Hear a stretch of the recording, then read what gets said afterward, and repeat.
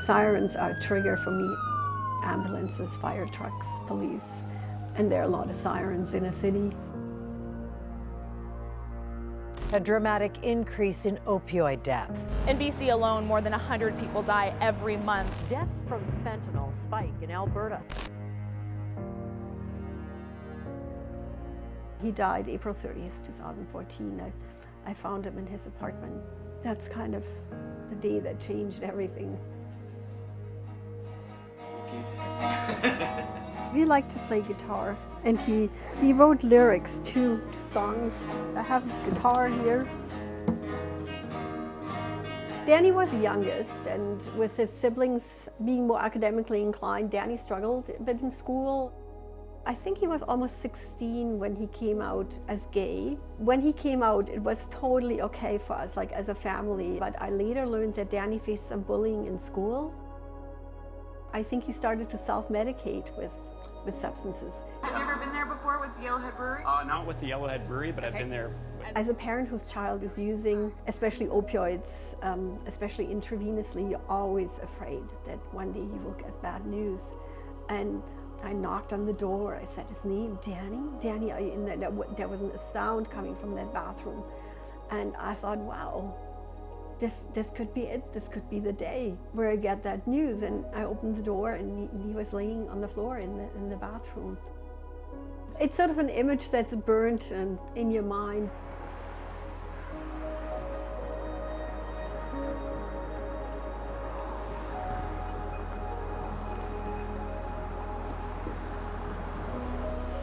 It's almost inconceivable that this many people have died without radical change. Since 2014, when my son died, that's when I started looking at the numbers. There have been over 15,000 deaths from drug harms, and mostly from overdose. Illicit drug overdoses have claimed the lives of 526 British Columbians.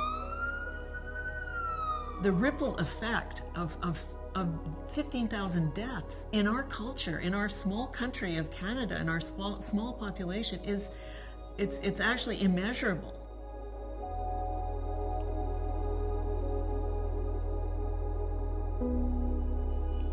Jordan just came right out and said, I'm addicted to Oxy. The doctor yelled at him and said, how did you do this? Why did you become addicted?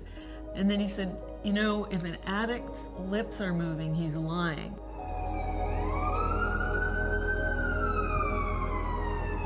We got a phone call in the evening that he had passed away in his apartment by himself, having taken these several drugs. It was hydromorphone, and it was Xanax, and it was an antidepressant. I yelled the word no over about 1,000 times that night because I just wanted it to not be that way.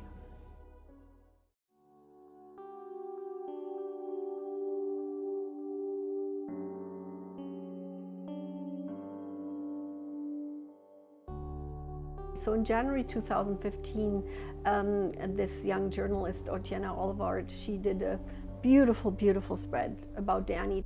The day the story was published, that was the first time where I felt my heart was a little, like I could handle that grief.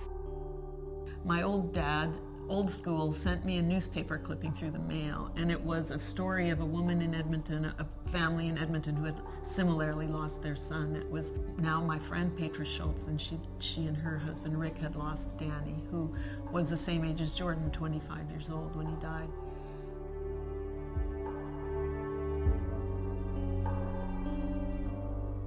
A year later is when we formally put together Mom Stop the Harm. Hello, here from Lethbridge, Mum Stop the Harm. Stop the harm! Stop the harm! According to my son. I guess the beginning part of 2016, we had found a name and a website and a mission, and it's been an upward rate ever since then.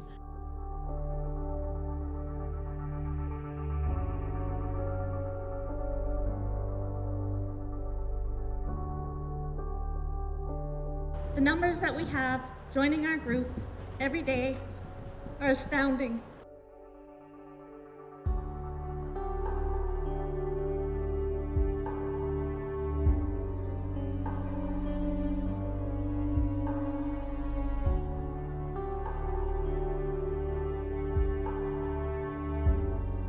We always say it's the good news and the bad news when people join.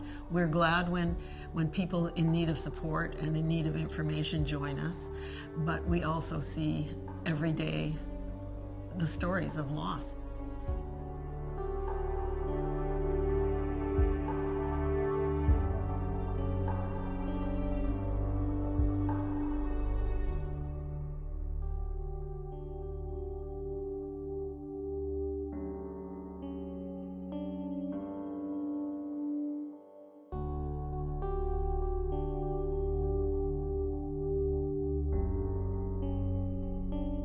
Every conversation is an opportunity for change.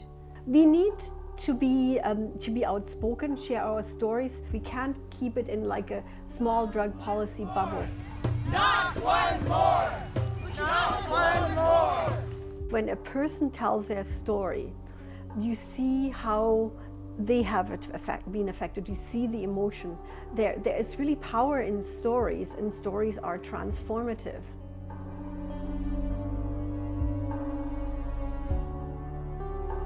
Families can't find resources that are humane and that are evidence-based. The frustrating thing is that we have the evidence. We know how to solve the problem. We know that people need support.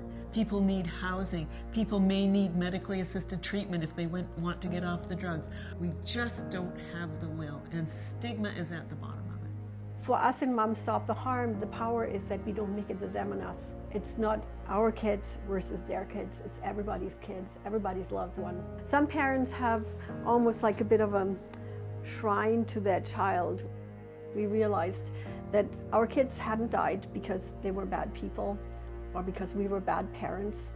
They had died because we had bad drug policies, and we all felt strongly we had to change that. Many people think they can't survive the death of a child. I get joked at because I didn't think I was going to survive it. So part of what we do every day or tomorrow is to say, you will survive, and stick with us, and we'll hold you. We're going to be making a second dish. What are we making then? It's a potato salad. My family's actually German. It's my mother's potato salad recipe, and it's... We told Danis truth, but we told it too late. And don't let the truth be too late for somebody you love.